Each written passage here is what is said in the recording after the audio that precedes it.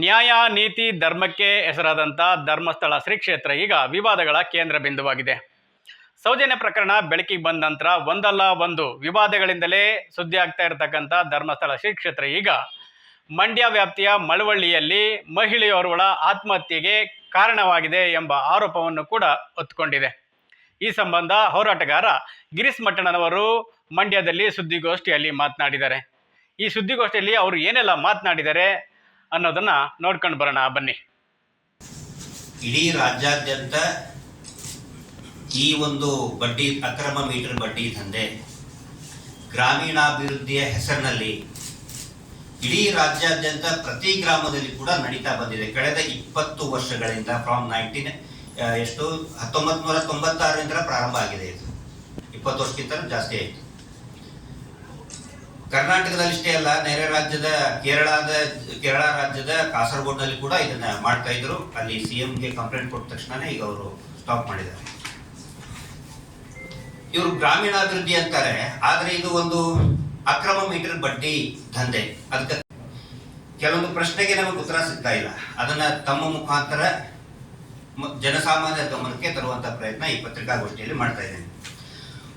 ಒಂದನೇದ್ದು, ಈ ಸ್ವಸಹಾಯ ಸಂಘ ಅಂತ ಹೇಳ್ತಾರಲ್ಲ, ನಾವು ಸ್ವಸಹಾಯ ಸಂಘ ಮಾಡಿದೀವಿ ಅಂತ ಹೇಳ್ತಾರೆ.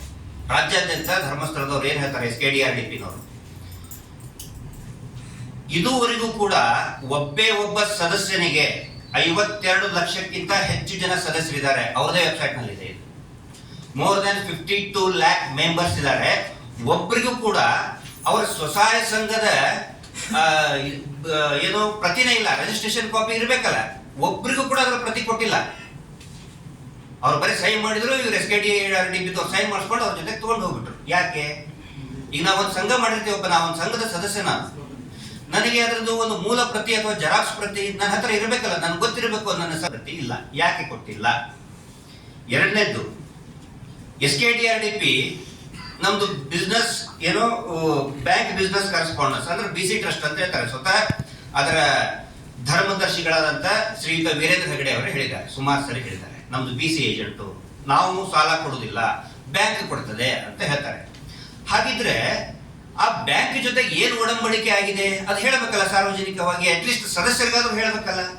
ಇದುವರೆಗೂ ಕೂಡ ಸಂಘದ ಸದಸ್ಯರಿಗೆ ಏನು ಒಡಂಬಡಿಕೆ ಮಾಡಿಕೊಂಡಿದ್ದಾರೆ ಡಾಕ್ಟರ್ ವೀರೇಂದ್ರ ಹೆಗಡೆ ಅವರು ಮತ್ತು ಬ್ಯಾಂಕಿನ ಜೊತೆಗೆ? ಯಾಕಂದ್ರೆ ಬಡ್ಡಿ ಕೊಟ್ಟವರು SKDRDP ಅಲ್ಲ, ಬಡ್ಡಿ ಕಟ್ತಾ ಇರೋದು ಸಂಘದ ಸದಸ್ಯರು. ಅವ್ರಿಗೆ ಎಷ್ಟು ಬಡ್ಡಿ, ಬ್ಯಾಂಕ್ ಯಾವುದು, ಕಮಿಷನ್ ಯಾರು ತಗೋತಾ ಇದ್ದಾರೆ ಏನು ಗೊತ್ತಿಲ್ಲ. ಜಾಸ್ತಿ ಟೈಮ್ ತಗೊಳ್ಳೋದಲ್ಲ, ಇಂಪಾರ್ಟೆಂಟ್ ಇಷ್ಟೇ ನಾನು ಹೇಳ್ತಾ ಇದ್ದೀನಿ. ಪ್ರತಿ ವಾರ 52 ಲಕ್ಷ ಸದಸ್ಯರಿಂದ ಉಳಿತಾಯ ಹಣವನ್ನ ಕಲೆಕ್ಟ್ ಮಾಡ್ತಾ ಇದ್ದಾರೆ. ಪ್ರತಿ ವಾರ 52 ಲಕ್ಷ ಜನರಿಂದ 10 ರಿಂದ 20 ರೂಪಾಯಿ, ಕೆಲವೊಂದು ಕಡೆ 50 ರೂಪಾಯಿನೂ ಕೂಡ ತಗೊಳ್ತಾ ಇದ್ದಾರೆ ಉಳಿತಾಯ ಹಣ ಅಂತ ಹೇಳಿ. ಆ ಹಣ ಎಲ್ಲಿ ಜಮಾ ಮಾಡ್ತಾ ಇದ್ದಾರೆ ನೀವು ಕ್ಯಾಲ್ಕುಲೇಟ್ ಮಾಡಿ. ಅವರೇಜ್ ಬರೀ ನಾನು 10 ರೂಪಾಯಿ ಇಟ್ಟರು ಕೂಡ 52 ಲಕ್ಷ ಇಂಟು 10 ರೂಪೀಸ್, 5,20,00,000 ರೂಪಾಯಿ ವಾರಕ್ಕೆ ಬರೀ ಉಳಿತಾಯ ಹಣ. ವಾರಕ್ಕೆ ಉಳಿತಾಯ ಹಣ 5,20,00,000 ರೂಪಾಯಿ ಕಲೆಕ್ಟ್ ಆಗ್ತಾ ಇದೆ. ಈ ಬ್ಯಾಂಕ್ ಖಾತೆಯಲ್ಲಿ ಅದರದ್ದು ಮೆನ್ಷನ್ ಇಲ್ಲ. ಮತ್ತೆ ಎಲ್ಲಿ ತಗೊಂಡು ಹೋಗ್ತಾ ಇದ್ರಿ ಅದು 5,20,00,000 ಪ್ರತಿ ವಾರ? ತಿಂಗಳಿಗೆ 40 ಕೋಟಿ ಮೇಲೆ ಆಯ್ತು. ಸಾರಿ, 20 ಕೋಟಿ ಆಯ್ತು. 5,4,20 ಕೋಟಿ ಮೇಲೆ ಆಯ್ತು. 20,80,00,000 ಆಯ್ತು. ನಾನು ಬರೀ 10 ರೂಪಾಯಿ ಹೇಳಿದ್ರೆ 20 ರೂಪಾಯಿ ಕಟ್ಟಿದವರು ಇದ್ದಾರೆ, 50 ರೂಪಾಯಿ ಕಟ್ಟೋರು ಇದ್ದಾರೆ. ಹಾಗಿದ್ರೆ ಒಂದು ತಿಂಗಳಿಗೆ 20,80,00,000 ರೂಪಾಯಿ ಎಲ್ಲಿ ಹೋಗ್ತಾ ಇದೆ? ಬ್ಲ್ಯಾಕ್ ಮನಿ ಅಲ್ವಾ ಹಾಕಿದ್ರೆ ಅದು? ಉಳಿತಾಯ ಹಣ ಕೊಡಿ ಅಂತ ಹೇಳಿ ಇವ್ರು ಕೊಡೋದನೇ ಇಲ್ಲ. ಯಾವಾಗ 5 ವರ್ಷಕ್ಕೊಂದ್ಸರಿ ಸಿದ್ದರಾಮಯ್ಯ ಕರೆಸಿದೆ, ನಿರ್ಮಲಾ ಸೀತಾರಾಮನ್ ಕರೆಸಿ ನಾನು ಕಾರ್ಯಕ್ರಮ ಮಾಡಿಕೊಟ್ಟೆ.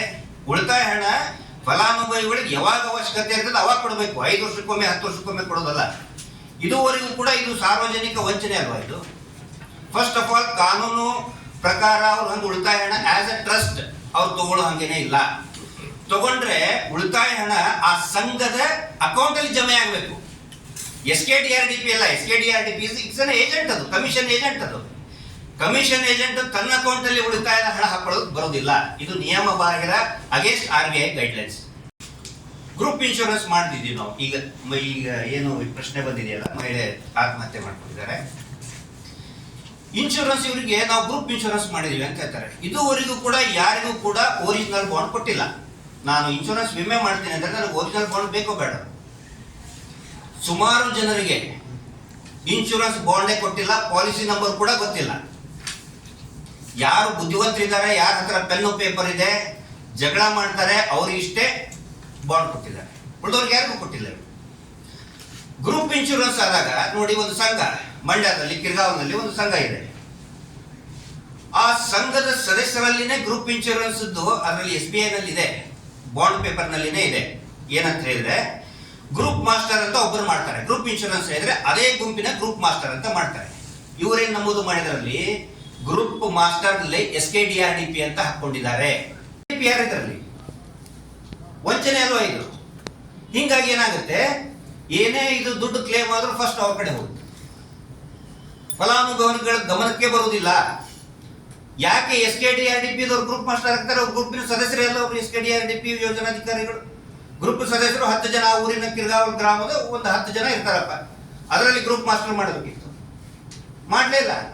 ದಾಖಲೆ ಇದೆ ನನ್ನ ಹತ್ರ, ಯಾರಿಗೆ ಬೇಕಿದ್ರೆ ನಾನು ಕಳಿಸ್ಕೊಡ್ತೇನೆ, ಅಧ್ಯಕ್ಷರಿಗೆ ಕಳಿಸ್ಕೊಟ್ಟಿರ್ತೇನೆ, ತಾವು ನೋಡಬಹುದು. Group master SKDRDP SBI life insurance ನಲ್ಲಿನೇ ಹಾಕಿದ್ದಾರೆ. ಹಗರಣ ಅಲ್ವಾ ಇದು? ವಂಚನೆ ಅಲ್ವಾ ಇದು? ಅಲ್ಲಿ ಸದಸ್ಯರನ್ನ ಕಾಮನ್ ಪ್ಲಾಟ್ಫಾರ್ಮ್ ನಲ್ಲಿ ಕೆಲಸ ಮಾಡ್ತಾ ಇದ್ದಾರೆ ಅಥವಾ ಫ್ಯಾಮಿಲಿ ಇತ್ತಂತ ಹೇಳಿದ್ರೆ ಗ್ರೂಪ್ ಇನ್ಶೂರೆನ್ಸ್ ಮಾಡೋದು. ಇದರಲ್ಲಿ ರೈತರಿದ್ದಾರೆ, ವ್ಯಾಪಾರಸ್ಥರಿದ್ದಾರೆ, ಎಲ್ಲರೂ ಇದ್ದಾರೆ. ಇಲ್ಲಿ ಗ್ರೂಪ್ ಇನ್ಶೂರೆನ್ಸ್ ಬರೋದು, ಒಬ್ಬೊಬ್ಬರ ಆರ್ಥಿಕ ಚಟುವಟಿಕೆ ಬೇರೆ ಬೇರೆ ಇರ್ತದೆ, ಗ್ರೂಪ್ ಇನ್ಶೂರೆನ್ಸ್ ಮಾಡೋಕೆ ಬರೋದಿಲ್ಲ. ಆನಂತರ ಈ ಗ್ರೂಪ್ ಇನ್ಶೂರೆನ್ಸ್ ಮಾಡಿದ್ರಲ್ಲ, ನಾನು ಅದು ಕಾರಣ ಕೂಡ ಹೇಳ್ತಾ ಇದ್ದೀನಿ. ಇವ್ರು ಯಾಕೆ SKDRDP ಗ್ರೂಪ್ ಮಾಸ್ಟರ್ ಆಗ್ತಾ ಇದಾರೆ ಅಂತ ಹೇಳಿದ್ರೆ, ನೀವು ವೆಬ್ಸೈಟ್ ತೆಗೆದು ನೋಡಿ, SBI life insurance starting 40% commission ಬರ್ತಾ ಇದೆ ಅವ್ರಿಗೆ. 40% ಕಮಿಷನ್ ಅದು ಗ್ರೂಪ್ ಸದಸ್ಯರಿಗೆ ಹೋಗ್ಬೇಕಲ್ಲ, ಏನಿಲ್ಲ. SKDRDP ಹೊಡ್ಕೊತಾ ಇದ್ದಾರೆ. ಕಳೆದ 20 ವರ್ಷಗಳಿಂದ ಅಂತ ಹೇಳಿ ಈ ಸಂಘದ ಒಂದೇ ಒಂದು ಪ್ರತಿ ಕೊಟ್ಟಿಲ್ಲ. ಆನಂತರ ಇವರು ಮಾಸಿಕ ವರದಿ ಏನ್ ಕೊಡ್ತಾರಲ್ಲ, ಯಾವುದಕ್ಕೂ ಸರ್ ಸೀಲ್ ಅಂಡ್ ಸಿಗ್ನೇಚರ್ ಹಾಕಿ ಕೊಟ್ಟಿಲ್ಲ. ಇವರು ದಾಖಲೆ ಅವ್ರು ಕೊಟ್ಟರೆ ಇರ್ತದೆ, ಕೊಡ್ಲಿಲ್ಲ ಅಂದ್ರೆ ಏನ್ ದಾಖಲೆ ಇರ್ತದೆ? ಬರೀ ನೋಟ್ ಬುಕ್ ಅಲ್ಲಿ ಬರೀತಾರೆ. ಅಂತ ಇರುವುದು ಬೇಡವಾ? ಸಾಲ ಅದರದ್ದು ರೇಟ್ ಆಫ್ ಇಂಟ್ರೆಸ್ಟ್ ಡಿಸೈಡ್ ಮಾಡೋದು ಬ್ಯಾಂಕ್ ಡಿಸೈಡ್ ಮಾಡಬೇಕು. ಪ್ರತಿ ಬ್ಯಾಂಕಿಗೂ ಕೂಡ ಒಂದೊಂದು ರೇಟ್ ಆಫ್ ಇಂಟ್ರೆಸ್ಟ್ ಇದೆ. ಕರ್ನಾಟಕ ಬ್ಯಾಂಕಿಗೆ, SBIಗೆ, ಆ ನಂತರ ಗ್ರಾಮೀಣ ಬ್ಯಾಂಕಿಗೆ, ಎಲ್ಲದಕ್ಕೂ ಬ್ಯಾಂಕ್ ಆಫ್ ಬರೋಡಾಗೆ ಒಂದೊಂದು ರೇಟ್ ಆಫ್ ಇಂಟ್ರೆಸ್ಟ್ ಇದೆ. ಬ್ಯಾಂಕ್ ಡಿಸೈಡ್ ಮಾಡಬೇಕು. ಮತ್ತು ನೀವು ಹೇಳಿದ್ರಲ್ಲ ಕಂತು ಅಂತ, ಕಂತಿನ ಅವಧಿನೂ ಕೂಡ ಬ್ಯಾಂಕ್ ಡಿಸೈಡ್ ಮಾಡುತ್ತೆ, ಏಜೆಂಟ್ ಅಲ್ಲ, BC ಏಜೆಂಟ್ ಅಲ್ಲ. ಇನ್ನೊಂದು ತಮ್ಮ ಗಮನಕ್ಕೆ, ನೀವು ತುಂಬಾ ಒಳ್ಳೆ ಮಾತು ಹೇಳಿದ್ದೀರಿ. ಯಾವುದು ಧರ್ಮಸ್ಥಳ ಸಂಘ ಅಂದ್ರೆ ಯಾವುದು ಅಂದ್ರೆ ಸ್ವಸಹಾಯ ಸಂಘ ಅಂತ ಹೇಳ್ತಾರೆ ನೀವು. ಇಲ್ಲಿ ಧರ್ಮಸ್ಥಳದ ಸಂಘ ಅಂದ್ರೆ SKDRDP ಒಂದೇ. ಸ್ವಸಹಾಯ ಸಂಘಗಳು ಇಡೀ ದೇಶಾದ್ಯಂತ ಇದೆ, ಬರೀ ಧರ್ಮಸ್ಥಳದ ಪೂರ್ತಿ. ನಮ್ಗೆ ಅರ್ಥ ಮಾಡಿಸ್ತಾ ಇದ್ದೀರಿ. ಈಗ ಸಾಲ ತಗೊಂಡ್ರು ನಿಮ್ ಪಕ್ಕದಲ್ಲಿ ಕೂತಿದ್ದಾರೆ, ಅವ್ರಿಗೆ SKDRDP ಅಂತ ಹೇಳಿದ್ರೆ ಧರ್ಮಸ್ಥಳ ಸಾಲ ತಗೊಂಡಿಲ್ಲ ಇನ್ಶೂರೆನ್ಸ್ ಅಂತ ಹೇಳಿದ್ರಲ್ಲ, ಇವಾಗ ಇನ್ಶೂರೆನ್ಸ್ ಕೂಡ ಕ್ಲೈಮ್ ಆಗಿದೆ ಅವ್ರಿಗೀಗ. ಸರಿ, ಇಷ್ಟು ದುಡ್ಡು ನೀವು ಮಾಧ್ಯಮದವ್ರು ಕಣ್ಣು ಬಿಟ್ರಿ ಅಂತ ಕ್ಲೇಮ್ ಆಗಿದೆ. ನೀವು ಒಂದ್ ಹೇಳ್ತಾ ಇದ್ದೀರಿ, ತಪ್ಪು ತಿಳ್ಕೊಂಡಿಲ್ಲ. ಒಂದ್ ಹೇಳ್ತಾ ಇದ್ದೀರಿ, ಇಂತ 100 ಉದಾಹರಣೆ ಕೊಡ್ತಿಲ್ಲ ನಾನು. ಇಲ್ಲ, ಈ ತರ ನೀವು ಮಾಧ್ಯಮದವ್ರು ಕಣ್ಣು ತೆಗೆದ್ರಿ. ಫಸ್ಟ್ ಟೈಮ್ ನೀವು ಥ್ಯಾಂಕ್ಸ್ ಹೇಳ್ಬೇಕು ಈ ಮಂಡ್ಯ ಜಿಲ್ಲೆ ಇವರಿಗೆ. ಮಂಡ್ಯದಲ್ಲಿ ವೈಫಲ್ಯದ ಯಾವ್ದು ಗೊತ್ತಾ ಸರ್? ಧರ್ಮಸ್ಥಳದಲ್ಲ, ಅದರ್ ಮೈಕ್ರೋ ಫೈನಾನ್ಸ್ ಅವ್ರದ್ದು ಅವಳು ಹೆಚ್ಚಾಗಿದೆ. ಪ್ರತಿ ವಾರ ಸಂಘದ 52 ಲಕ್ಷ ಸದಸ್ಯರಿಂದ ಸರಾಸರಿ ಒಬ್ಬೊಬ್ರು 4,000 ಕೊಡ್ತಾರೆ, 5,000 ಕೊಡ್ತಾರೆ, 1,000 ಕೊಡ್ತಾರೆ. ಬರೀ 2,000 ಅಂತ ಹೇಳಿದ್ರೆ ಒಂದು ವಾರಕ್ಕೆ 10,000 ಕೋಟಿ ರೂಪಾಯಿ ಇರುತ್ತೆ turn over, transaction, not turn over, transaction ಆಗುತ್ತೆ. ಇದುವರೆಗೂ ಕೂಡ ಒಂದೇ ಒಂದು ರೂಪಾಯಿ ಆನ್ಲೈನ್ ಅಲ್ಲಿ ಆಗ್ಲಿ ಅಥವಾ ಬ್ಯಾಂಕ್ ಅಕೌಂಟಿಗೆ ಹಾಕ್ಸೋದಿಲ್ಲ. ಸುಳ್ಳು ಸರ್ ನೀವು ಹೇಳ್ತಾರೆ.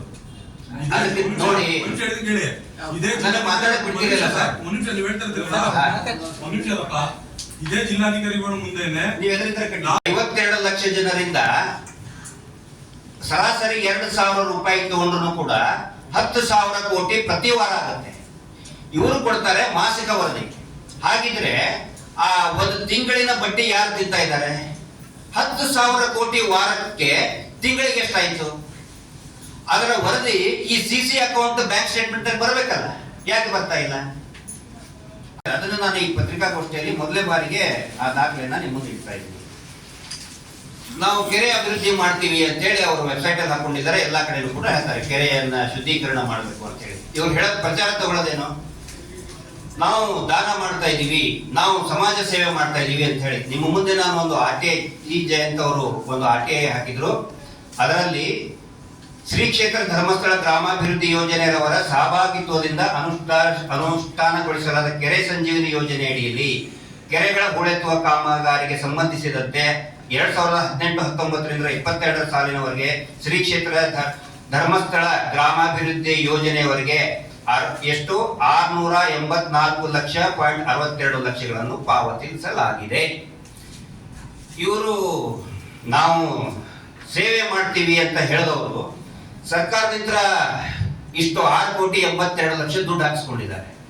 ಇದೇ ರೀತಿ ಮಧ್ಯವರ್ಜನ ಶಿಬಿರ ನಾವು ಧರ್ಮಸ್ಥಳದಿಂದ ಮಾಡ್ತೀವಿ ಅಂತೇಳಿ ಸರ್ಕಾರದಿಂದ ದುಡ್ಡು ಹಾಕಿಸ್ಕೊತಾರೆ.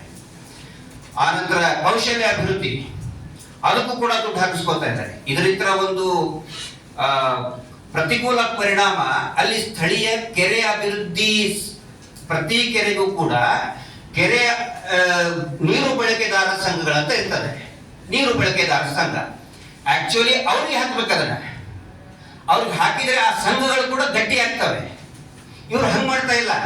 ಆ ಕೆರೆ ನೀರು ಬಳಕೆದಾರ ಸಂಘದ ಬರುವಂತ ದುಡ್ಡನ್ನ ಇವ್ರು ಹಾಕಿಸ್ಕೊತಾ ಇದ್ದಾರೆ. SKT ನಾನು ಹೇಳದಲ್ಲ, ಇದ್ರಿ ಕೆರೆ ಅಭಿವೃದ್ಧಿ ಪ್ರಾಧಿಕಾರ ಕೊಟ್ಟಿದ್ದು ಈಸ್ ವರ್ಕಿಂಗ್ ಒಬ್ಬ ಗುತ್ತಿಗೆದಾರ ತರ ಕೆಲಸ ಮಾಡ್ತಾ ಇದ್ದಾರೆ. ಟೆಂಡರ್ ತಗೋತಾರೆ, ಮಾಡ್ತಾರೆ. ಸ್ಥಳೀಯ ಸಂಘಟನೆಗಳು ಬೆಳೆಯೋದಕ್ಕೆ ಅವಕಾಶ ಏನಿದೆ ಇಲ್ಲಿ? ನೀರು ಬಳಕೆದಾರರ ಸಹಕಾರ ಸಂಘಗಳು ಅಧಿಕಾರಿಗಳು ನಿಷ್ಕ್ರಿಯ ಮಾಡಿದ್ದಾರೆ. ಅಧಿಕಾರಿಗಳು ಮಾಡ್ತಾ ಇಲ್ಲ ಸರ್ ಅದನ್ನ. ಅಧಿಕಾರಿಗಳು ಮಾಡ್ತಾ ಇಲ್ಲ ಅದನ್ನ. ನರೇಂದ್ರ ಸ್ವಾಮಿ ಅವರು ಫಸ್ಟ್ ಟೈಮ್ ಮಾತಾಡಿದ್ರು. ಹಿಂಗಾಗಿ ಎಲ್ಲರಿಗೂ ಕೂಡ ಇದು ಏನಾಗ್ತಾಗಿದ್ರೆ ಕಡತ ಆಗಿದೆ. ಇಲ್ಲ ಅಂತಂದ್ರೆ ಇದು ಕೂಡ one of the other cases ಅಂತ ಮುಚ್ಚೋಗ್ಬಿಡ್ತಾ ಈಗ ಇದೆ. ನರೇಂದ್ರ ಸ್ವಾಮಿ ಅವ್ರನ್ನೇ ವಾಪಸ್ ಕೇಳಿ ಏನು ಅಂತ ಅವ್ರೇ ಆನ್ಸರ್ ಸರಿ. ಮಾಡ್ತಾರೆ. ಮಾತಾಡಿದ್ರೆ ಇಲ್ಲ ಅಂತಲ್ಲ, ಅವ್ರನ್ನೇ ಪುನಃ ಪ್ರಶ್ನೆ ಮಾಡಿದೀವಿ. ಏನ್ ಸರ್ ಇದು? ಕ್ರಿಮಿನಲ್ ಪಿಟಿಷನ್ ಫೈಲ್ ಮಾಡಿದ್ರು ಮೇಲೆ ಅವ್ರು ಮಾಡಿದ ತಕ್ಷಣ ಅವ್ರಿಗೆ ಹೆದರಿಸಿ ಮಾನನಷ್ಟ ಮೊಕದ್ದಮೆ ಹಾಕಿ ಸೋಮನಾಥ್ ನಾಯ್ಕ್ನವ್ರಿಗೆ 1 ತಿಂಗಳ ಜೈಲಿಗೆ ತಳ್ಳಿದ್ರು. 1 ತಿಂಗಳ ಜೈಲಿಗೆ ತಳ್ಳಿದ್ರು. ಯಾವುದೇ ಪತ್ರಕರ್ತರು ಇದ್ರ ಬಗ್ಗೆ ಇದನ್ನ ಮಾಡಿದ್ರೆ ನೇರವಾಗಿ ಸಂಪಾದಕರಿಗೇನೆ ಹೆದರಿಸ್ತಾರೆ. ಸೌಜನ್ಯ ಪ್ರಕರಣದ ನಾನು ನೋಡಿ, ದಯವಿಟ್ಟು ನಾನು ಹೇಳೋದು ಮರೆತೆ ಅದನ್ನ, ನೀವು ಸೌಜನ್ಯಕ್ಕೂ ಇದಕ್ಕೂ ಸಂಬಂಧ ಇಲ್ಲ ಅಂತ ಹೇಳಿದ್ರಿ. ಸೌಜನ್ಯ ಪ್ರಕರಣಕ್ಕೂ ಇದಕ್ಕೂ ನೇರವಾದಂತ ಸಂಬಂಧ ಇದೆ. ಹೋರಾಟದ ನಡಿಬೇಕಾದ್ರೆ ಸಂಘದ ಸದಸ್ಯರುಗಳನ್ನ ಹೋರಾಟಗಾರರ ವಿರುದ್ಧ ಎತ್ತಿ ಕಟ್ಟಿದ್ರು. ಅವಾಗ ಆ ಸಂಘದ ಸದಸ್ಯರೇ ತಿರುಗಿ ಬಿದ್ರು, ನಾವು ಸೌಜನ್ಯ ಪರವಾಗಿರ್ತೀವಿ, ನಮ್ಮನ್ನು ಬಳಸ್ಕೋಬೇಡಿ ಅಂತೇಳಿ ದಕ್ಷಿಣ ಕನ್ನಡ, ಉಡುಪಿ ಜಿಲ್ಲೆ, ಮಲೆನಾಡಿನಲ್ಲಿ ತಿರುಗಿ ಬಿದ್ರು. ಹಿಂಗಾಗಿ ನಾವು ಅದ್ರ ಬಗ್ಗೆ ಮಾತಾಡ್ತಾ ಇದ್ದೀವಿ. ನಾವು ಇಷ್ಟು ಇವತ್ತಿನ ಈ ವಿಷಯ. ಇದರಲ್ಲಿ ನಾವು ಕೇಳ್ತಾ ಇರೋದು, ಕೆಲವೊಬ್ರು ಸ್ನೇಹಿತರು ಆಗ್ರಹ ಮಾಡ್ತಿದ್ರು ಸರ್ಕಾರ 50 ಲಕ್ಷ ಕೊಡಬೇಕು ಅಂತ. ಸರ್ಕಾರ ಕೊಡೋ ಅವಶ್ಯಕತೆ ಇಲ್ಲ. ನಾವು ಹೇಳ್ತಾ ಇದೀವಿ, ಸ್ವತಃ ಶ್ರೀ ವೀರೇಂದ್ರ ಹೆಗ್ಗಡೆ ಅವರೇ ಇದಕ್ಕೆ ಪರಿಹಾರವನ್ನ ಕೊಡಬೇಕಾಗತ್ತೆ. ಇಷ್ಟೊಂದು ಆತ್ಮಹತ್ಯೆಗಳಾಗ್ತಾ ಇದೆ, ಒಂದೇದಲ್ಲ, ರಾಜ್ಯಾದ್ಯಂತ ಆತ್ಮಹತ್ಯೆ ಆಗ್ತಾ ಇದೆ. ಈ ಪ್ರಕರಣ ಮಾಧ್ಯಮದವರು ಇಷ್ಟೊಂದು ಸೀರಿಯಸ್ ಆಗಿ ತಗೊಂಡಿದ್ದಾರೆ, ಒಂದೇ ಒಂದು ಮಾತು ಕೂಡ ಆಗ್ತಾ ಇಲ್ಲ. ಪರಿಹಾರ ಕೊಡಬೇಕಾಗಿದ್ದು ವೀರೇಂದ್ರ ಹೆಗ್ಗಡೆ ಅವರು. ಅವರು ಬರೀ ಧರ್ಮಾಧಿಕಾರಿಗಳಲ್ಲ, ರಾಜ್ಯಸಭಾ ಸದಸ್ಯರವರು. ಗ್ರಾಮೀಣಾಭಿವೃದ್ಧಿ ಮಾಡ್ತೀನಿ ಅಂತ ಹೇಳಿದ್ರೆ ಅವ್ರಿಗೆ ರಾಜ್ಯಸಭಾ ಸದಸ್ಯರನ್ನು ಮಾಡಿದ್ದಾರೆ. ಮಾತಾಡ್ಬೇಕಲ್ಲ, ಒಂದಾದ್ರೂ ಕೂಡ ಏನು ಸಹಾನುಭೂತಿ ಮಾತನ್ನ ಇದುವರೆಗೂ ಕೂಡ ಮಾತಾಡಿಲ್ಲ. 50 ಲಕ್ಷ ಪರಿಹಾರ ಧನವನ್ನ ಅವರೇ ಕೊಡಬೇಕು ಅಂತ ನಾವು ಆಗ್ರಹ ಮಾಡ್ತಾ ಇದ್ದೀವಿ. ಮತ್ತೆ ಈ ವಿಷಯಕ್ಕೆ ಸಂಬಂಧಪಟ್ಟಂತೆ ಗ್ರಾಮ ಪಂಚಾಯತಿ ಅಧ್ಯಕ್ಷರಾದಂತಹ ಶ್ರೀಯುತ ಮಂಜುನಾಥ್ ಅವರು ಇರ್ಬೋದು, ಮತ್ತು DSS ನ ಸ್ನೇಹಿತರು ಇರ್ಬೋದು, ನರೇಂದ್ರ ಸ್ವಾಮಿ ಅವರು ಏನೊಂದು ನಿಲುವನ್ನ ತಗೊಂಡಿದ್ದಾರೆ, ಅದನ್ನ ನಾವು ಖಂಡಿತ ಸ್ವಾಗತಿಸ್ತೇವೆ. ನಾವು ಎರವಳ್ಳಿದಲ್ಲಿ ನೋಡಿ ಒಂದು ಪ್ರಕರಣ FIR ಅಂತ ಆಗ್ಬೇಕಾಗಿತ್ತಲ್ಲ, ನಾವು ಕಾನೂನು ತಗೊಂಡ್ರೆ FIR ಎಲ್ಲೂ ಆಗ್ತಾ ಇಲ್ಲ. For the first time FIR ಆಗಿದೆ SKTRDP ಮೇಲೆ. ಏನಕ್ಕೆ ನಾವು ಕಾನೂನು ಕ್ರಮ ತಗೋಬೇಕಂದ್ರೆ FIR ಇರಬೇಕು. ಫಸ್ಟ್ ಟೈಮ್ ಇದು FIR ಅಂತ ದಾಖಲಾಗಿದೆ. ಈಗ ವೀರೇಂದ್ರ ಹೆಗ್ಗಡೆ ಅವರು ಅವ್ರನ್ನ ಒಬ್ರು ಅರೆಸ್ಟ್ ಮಾಡುತ್ತೆ. 70 ಪ್ರಕರಣ ಪೊಲೀಸರೇ ತಗೊಳ್ಳಲ್ಲ. ಯಾಕೆ ಪೊಲೀಸರು ತಗೊಳ್ಳಲ್ಲ? ಅವ್ರು ತಗೊಳ್ಳೋದ್ರೆ ಹಾಳು ಬಿದ್ದವಲಿ, ಕಾನೂನು ತಗೊಳುತ್ತಿಲ್ಲ. ನೀವು ಒತ್ತಡ ಮಾಡಿ ಸರ್. ಈಗ 70 ಪ್ರಕರಣಗಳನ್ನ ಅವ್ರ ಮೇಲೆ ಹಾಕಿದೆ. ವೀರೇಂದ್ರ ಹೆಗ್ಗಡೆ ಅವ್ರ ಮೇಲೆ 70 ಕೇಸ್ಗಳನ್ನ ಹಾಕಿದೆ. ಎಲ್ಲದಕ್ಕೂ NC ಕೊಟ್ಟಿದ್ದಾರೆ. ಹೌದು. ನೀವ್ ಹೇಳೋ ಪ್ರಕಾರ ವ್ಯಕ್ತಿ ಮೇಲೆ ಹೋರಾಟ ಮಾಡಕ್ ಆಗಲ್ಲ. ಈಗ ಕಾರಣ ಏನು? ಎಷ್ಟು ಬೇಕು ಗುಡಿ ದಾಖಲಾತಿನ ದಾಖಲೆ ಎಷ್ಟು ಬೇಕು ನೋಡಿ. ನಾವು ಅದೇ ಜಿಲ್ಲೆಯಲ್ಲಿ ಇರೋ ಸ್ವಾಮಿ, ನೀವು ಇವತ್ತು ಮಾಧ್ಯಮದವರದ್ದು ನಾವು ನ್ಯಾಯ ಕೇಳುವಂತದ್ದು, ಆ ಒಂದು ಪ್ರಕರಣ ನಡೆದಿರೋದಕ್ಕೆ ನಾವು ಮಾಧ್ಯಮದವರದ್ದು ನ್ಯಾಯ ಕೇಳುವಂತದ್ದು ಒಂದೇ ವಿಷಯ ಅಲ್ಲ. ಅದು ಒಂದು ನಿಮಿಷ ನಾನು ಹೇಳ್ತೀನಿ. ದಾಖಲೆ ಸ್ವತಃ ಹೈಕೋರ್ಟ್ ಮೊನ್ನೆ ಹೇಳಿದೆ, ಸಂತೋಷ್ ರಾವ್ ಮಾಡಿಲ್ಲ ಇದ್ರಂತೆ ಸ್ವತಃ ಮೇಲೆ ಅವ್ರ ಮೇಲೆ ದಾಖಲು ಮಾಡದಿದ್ರೆ ನಾವು ದಾಖಲೆಯನ್ನು. ಆನಂತರ ಜೋಡಿ ಮಾವುತನ ಕೊಲೆ ಕೇಸಲ್ಲಿ ವೀರೇಂದ್ರ ಹೆಗ್ಗಡೆ ಅವ್ರ ಮೇಲೆ, ಅವರ ತಮ್ಮ ಹರ್ಷೇಂದ್ರ ಮೇಲೆ ಕಂಪ್ಲೇಂಟ್ ಕೊಟ್ಟಿದ್ದಾರೆ. ವಿಷಯಾಂತರ ಮಾಡ್ಬಿಡಿ ನೀವು. ಯಾಕೆ ವಿಷಯಾಂತರ?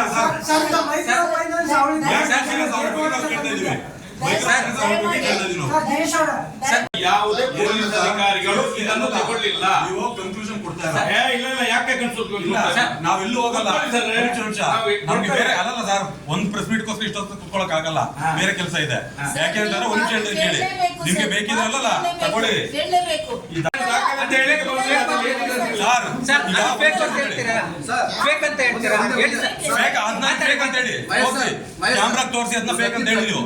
ಸರ್ ಈಗ ನೀವು ಹೇಳೋದಲ್ಲ, ಸತ್ತ ತಕ್ಷಣ ಇನ್ಸೂರೆನ್ಸ್ ಇದಾಗದ ಅಂದ್ಬಿಟ್ಟು 4 ತಿಂಗಳಾಗಿದ್ದು ದಾಖಲಾಯ್ತಾ ಇದೆ ನಮ್ದು ಕೊಡ್ತೀವಿ. ಯಾವ್ದು? ಸುಮಾರು ಸತ್ತಂತ ಕುಟುಂಬಕ್ಕೆ ಯಾಕೆ ಬರಲಿಲ್ಲ ಮತ್ತೆ ನೀವು ಆಗಿದ್ರೆ ಹೋಗಿ ನೀವು ಬೇರೆ ವಿಚಾರಗಳನ್ನ ತಂದು ಇಲ್ಲಿ ಇದು ಮಾಡ್ತಾ ಇದ್ದೀರಾ?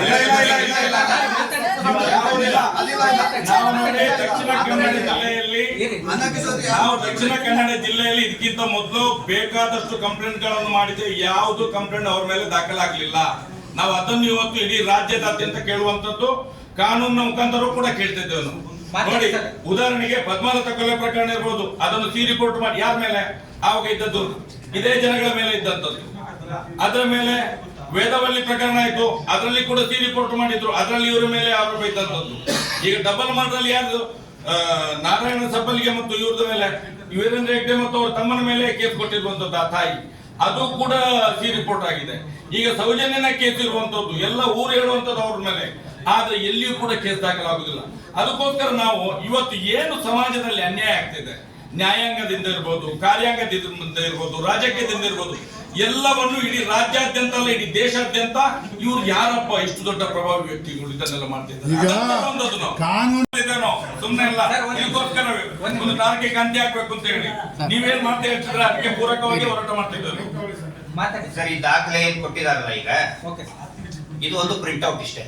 ಮೇಲೆ ಓಂ ನಮೋ ಮಂಜುನಾಥಾಯ ನಮಃ ಅಂತ ಬರೆದಿದ್ದಾರೆ. ಅವಶ್ಯಕತೆ ಏನಿದು? ಸ್ಟೇಟ್ಮೆಂಟ್ ಅಲ್ಲಿ ಅವರು ಒಂದು ಕಡೆಯಲ್ಲಿ ಹಿಂದೂ ದೇವರಲ್ಲ ಅಂತ ಹೇಳ್ತಾರೆ, ಜೈನರು ಅಂತ ಹೇಳ್ತಾರೆ ಅವರು. ಇಲ್ಲಿ ಓಂ ನಮಃ ಶಿವಾಯ, ಇಲ್ಲಿ ಇವರೇ ಹೈಕೋರ್ಟ್ ಅಲ್ಲಿ, ಸುಪ್ರೀಂ ಕೋರ್ಟ್ ಅಲ್ಲಿ ಏನ್ ಬರ್ಕೊಟ್ಟಿದ್ದಾರೆ? ಸ್ವತಃ ವೀರೇಂದ್ರ ಹೆಗಡೆ ಅವರೇ, ದುಡ್ಡು ಮಾಡ್ಲಿಕ್ಕೆ ಮಂಜುನಾಥ ಸರ್, ವೀರೇಂದ್ರ ಹೆಗಡೆ ಅವರು ಏನ್ ಬರ್ಕೊಟ್ಟಿದ್ದಾರೆ? ಇದು ಜೈನರ ಆಸ್ತಿ, ಇದು ದೇವಸ್ಥಾನ ಅಲ್ಲ, ಹಿಂದೂಗಳಿಗೆ ಇಲ್ಲಿ ಪೂಜೆ ಮಾಡುವ ಹಕ್ಕು ಇಲ್ಲ, ಇದು ಹಿಂದೂಗಳ ಧಾರ್ಮಿಕ ಸಂಸ್ಥೆ ಅಲ್ಲ ಅಂತ ಬರೆದು ಕೊಟ್ಟಂತ ವೀರೇಂದ್ರ ಹೆಗಡೆ ಅವರು ಈ ಒಂದು ಪ್ರಿಂಟ್ ಔಟ್ ಅಲ್ಲಿ, ಇಟ್ ಇಸ್ ನಾಟ್ ದಾಖಲೆ ಅಲ್ಲ, ಪ್ರಿಂಟ್ ಔಟ್ ಮೇಲ್ಗಡೆ ಏನ್ ಬರೀತಾರೆ? ಓಂ ನಮೋ ಮಂಜುನಾಥಾಯ ನಮಃ ಅಂತ ಬರೀತಾರೆ. ಹೌದಾ? ಈ ದಾಖಲೆಗೆ ಒಂದು ಸೀಲ್ ಇಲ್ಲ, ಬ್ಯಾಂಕಿನ ಸಿಗ್ನೇಚರ್ ಇಲ್ಲ. ಇದು it is the biggest fraud, it's a fraud document ಅಂತ ನಾನು ಹೇಳ್ತಾ ಇದ್ದೀನಿ. ಇಟ್ಸ್ ಅ ಫ್ರಾಡ್, ನಕಲಿ ಕೊಟ್ಟಿ ದಾಖಲೆ ಇದು. ಬ್ಯಾಂಕ್ ಸ್ಟೇಟ್ಮೆಂಟ್ ಇರಬೇಕು, ಬ್ಯಾಂಕ್ ಸ್ಟೇಟ್ಮೆಂಟ್ ಗೆ ಬ್ಯಾಂಕ್ ಮ್ಯಾನೇಜರ್ ಸೀಲು, ಬ್ಯಾಂಕಿನ ಮ್ಯಾನೇಜರ್ ಸಹಿ ಇರಬೇಕು. ಇಂಥದನ್ನು ಕೊಟ್ಟು ಮಂಜುನಾಥ ನಮ ಅಂತ ಹೇಳಿ ಬಿಟ್ಬಿಡೋದು ಇಷ್ಟೇ. ಸರ್, ಈಗ ಮಹಿಳೆ ಆತ್ಮಹತ್ಯೆ ಮಾಡ್ಕೊಂಡಿರೋದ್ರಿಂದ ಅದರಿಂದ ನುಣುಸ್ಕೊಳ್ಳೋದಕ್ಕೋಸ್ಕರ ಈ ತರ ದಾಖಲಾತಿ ಕ್ರಿಯೇಟ್ ಮಾಡಿದ್ದಾರೆ ಅನ್ನೋದು ನಿಮ್ಮ ಹೌದು ಹೌದು. ಅದರಿಂದ ನುಣುಚಿಗೋಸ್ಕರ ಇದರ ಏನಿದೆ ಸರ್? ಇದಕ್ಕಿಂತ ಮೊದಲು ಇದನ್ನೇ ಕೊಡೋದು, ಬ್ಯಾಂಕ್ ಇದು ಯಾವ್ದಿಲ್ಲ ಸ್ವಾಮಿ, ಬ್ಯಾಂಕ್ ಬ್ಯಾಂಕ್ ಹೇಳಿ ನಮಗೆ. ಇವ್ರೇನೋ ಒಂದು ಚೀಟಿಯಲ್ಲಿ ನೋಟ್ ಬುಕ್ ನಲ್ಲಿ ಬರೆದಿದ್ದನ್ನ ಪ್ರಿಂಟರ್ ನಲ್ಲಿ, ಕಂಪ್ಯೂಟರ್ ನಲ್ಲಿ ಟೈಪ್ ಮಾಡಿ ಕೊಟ್ಟಿದ್ದಾರೆ, ಇಷ್ಟೇ. ಇದು ಬ್ಯಾಂಕ್ ಸೀಲ್ ಅಂಡ್ ಸಿಗ್ನೇಚರ್ ಇದ್ರೆ ಇದಕ್ಕೆ ಯಾವುದೇ ವ್ಯಾಲಿಡಿಟಿ ಇಲ್ಲ. ಇದನ್ನ ಈಗ ನಾನು ಸ್ವಲ್ಪ ಮಾಡಿ ಕೊಡ್ಬೋದು ಹೊರಗಡೆ ಹೋಗಿ. ಹಣ ಜಮಾ ಆಗಿರೋದು 11 ಗಂಟೆಗೆ ಜಮಾ ಮಾಡ್ಕೊಂಡು ಹೋಗಿದ್ದಾರೆ ಬೆಳಿಗ್ಗೆ.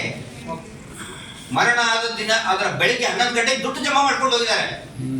ಇಲ್ಲಿ ನಮಗೆ ಪ್ರಶ್ನೆ ಕೇಳ್ತಾರೆ, ಅವ್ರು ಇದನ್ನೇ ಇದ್ದಿದ್ದಿಲ್ಲ ಅಂತ ಇದೊಂದು ಚೀಟಿ ತೋರಿಸ್ತಾರೆ. ನಿಮ್ಮಲ್ಲಿ ಹೋರಾಟ ವೀರೇಂದ್ರ ಹೆಗ್ಗಡೆ ಕುಟುಂಬ ಏನು ನಡೆಸ್ತಿದೆ, ಅತ್ಯಾಚಾರಗಳನ್ನ ರಕ್ಷಣೆ ಮಾಡಿದ್ದಾರೆ, ಅತ್ಯಾಚಾರಿಗಳನ್ನ ರಕ್ಷಣೆ ಮಾಡಿದ್ದಾರೆ, ಆ ನಂತರ ಈ ಬಡ್ಡಿ ದಂಧೆ ಮಾಡಿದ್ದಾರೆ, ಅವರಿಗೆ ಶಿಕ್ಷೆ ಆಗಬೇಕು. ಪ್ರಭಾವಿಗಳ ಮೇಲೆ ಶಿಕ್ಷೆ ಆದ್ರೆ ಆಟೋಮೆಟಿಕ್ ಇವೆಲ್ಲ ಕೂಡ ಕಡಿಮೆ ಆಗಿಬಿಡ್ತದೆ. ಇವ್ರನ್ನ ನೋಡ್ಕೊಂಡು ಬೇರೆ ಮೈಕ್ರೋ ಫೈನಾನ್ಸ್ ನವರೆಲ್ಲ ಸ್ಟಾರ್ಟ್ ಮಾಡ್ಬಿಟ್ಟಿದ್ದಾರೆ. ಈಗ ಆಫೀಸರ್ಗೆ ಏನ್ ಕೇಳ್ತಾರೆ ಅವರು? ಆಯ್ತು, ಮತ್ತೆ ಧರ್ಮಸ್ಥಳದವ್ರು ಮಾಡಕ್ ಬಿಟ್ಟಿದ್ರಿ, ನಮಗ್ ಮಾಡಕ್ ಯಾಕೆ ಬಿಡ್ತಾ ಇಲ್ಲ ಅಂತ ಹೇಳಿ. ದೊಡ್ಡ ಕಳ್ಳನ್ ಬಿಟ್ಟು ನಮ್ಮನ್ನ ಯಾಕೆ ಹಿಡಿತೀರಿ ಅಂತ ಹೇಳ್ತಾರೆ. ದೊಡ್ಡ ಕಳ್ಳನ್ ಹಿಡಿಬೇಕು ಈಗ ಮೊದಲು, ಅವಾಗ ಎಲ್ಲರೂ ಕೂಡ ಹತ್ತು ಬಸ್ತಿಗೆ ಬರ್ತಾರೆ. ದೊಡ್ಡ ಕಳ್ಳನ್ ಹಿಡಿದು ನಮಗ್ ನೋಡಿ ಸರ್, ನಿಮ್ಗೆ ಏನ್ ಕೇಳ್ತಾ ಇದ್ದೀರಿ ಅಂತ ನಮ್ಗೆ ಗೊತ್ತಿದೆ. ನಮಗೆ ಅನ್ಯಾಯ ಆಗಿರುವುದು, ನೂರಾರು ಹೆಣ್ಮಕ್ಳಿಗೆ ಅನ್ಯಾಯ ಆಗಿರೋದು ಹೆಗ್ಗಡೆ ಕುಟುಂಬದಿಂದ. ಅವರಿಗೆ ಶಿಕ್ಷೆ ಆದ್ರೆ ಎಲ್ಲರೂ ಕೂಡ ನೋಡಿ, ಒಬ್ಬ ಪ್ರಭಾವಿಗೆ ಶಿಕ್ಷೆ ಆದ್ರೆ ಜನಸಾಮಾನ್ಯರಿಗೆ ಕಾನೂನಿನ ಮೇಲೆ ನಂಬಿಕೆ ಬರ್ತದೆ.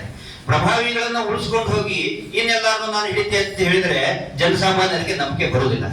ಮತ್ತೆ ಎಂಟಾಮೀಬ ಅಂತ ಹೇಳ್ತಾರೆ, ಎಲ್ಲವನ್ನು ಇವರೇ ನುಂಗಿ ಆಗಿದೆ. ಎಲ್ಲವನ್ನು ಇಲ್ಲಿ ಕಾನೂನು, ರಾಜಕೀಯ ಇಲಾಖೆಗಳು, ಈ ಮೈಕ್ರೋ ಫೈನಾನ್ಸ್ ಎಲ್ಲ ನುಂಗಿ ಹಾಕಿ ಇವ್ರದ್ದು ಒಂದೇ ಆಗಿದೆ. ಈಗ ಪರಿಹಾರದ ಬಗ್ಗೆ ಹೇಳ್ರಪ್ಪ.